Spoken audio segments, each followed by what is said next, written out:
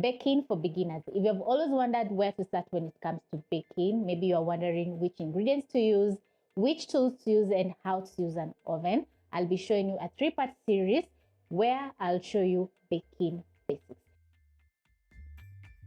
In this first episode, we're going to be tackling ingredients only. After some research, I gathered up necessary ingredients which you need in baking, like all-purpose flour, milk, cooking oil, sugar, margarine, butter, eggs, vanilla essence, baking powder, baking soda, salt, olive oil, and cocoa powder. Those are the few basic ingredients that you need. We have different varieties of flour, like all-purpose flour, self-raising flour, cake flour, and wheat flour. And I'm going to break down each flour for you. For example, self-raising flour contains baking powder and salt, which means that you don't have to add in these 2 ingredients. I usually use this flour to make sponge cakes because it turns out very moist. Also, it's perfect for making mandazi. Also, we have all-purpose flour, which is used in so many recipes because it offers the perfect structure. When it comes to cake flour, it's low in protein content, which makes it perfect for delicate cakes and pastries. It's mostly used in baking bread because it offers a dense texture, so it's perfect for healthy baked breads. We have different varieties of sugar, and I have a few, like granulated sugar, which is mostly used when it comes to baking. We have powdered sugar, which I always use when it comes to baking cookies because we get that nice crunch, and also it's perfect when it comes to frosting. We have caster sugar, which is fine sugar, and I always use caster sugar when baking cookies and delicate cakes. And we have brown sugar, which contains molasses, so it gives the cake a rich taste.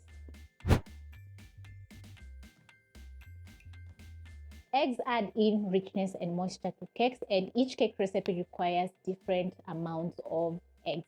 Also, the key here is to make sure that the eggs are at room temperature before adding into your baking bowl.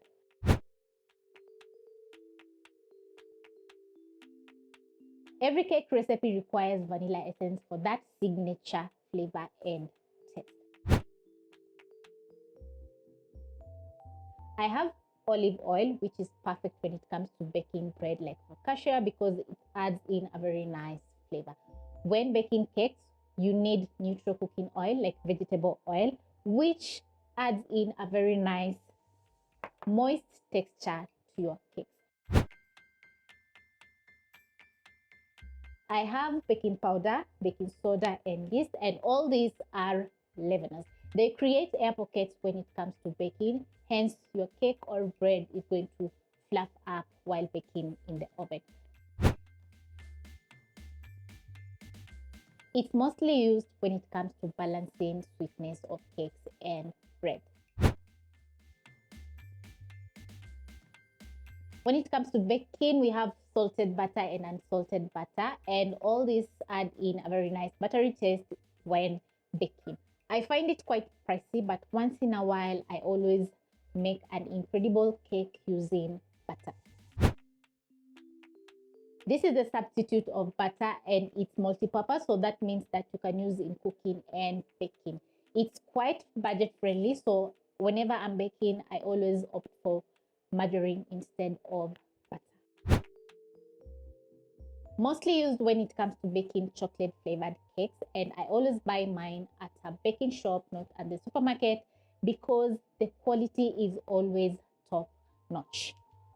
So I always make a decadent cake.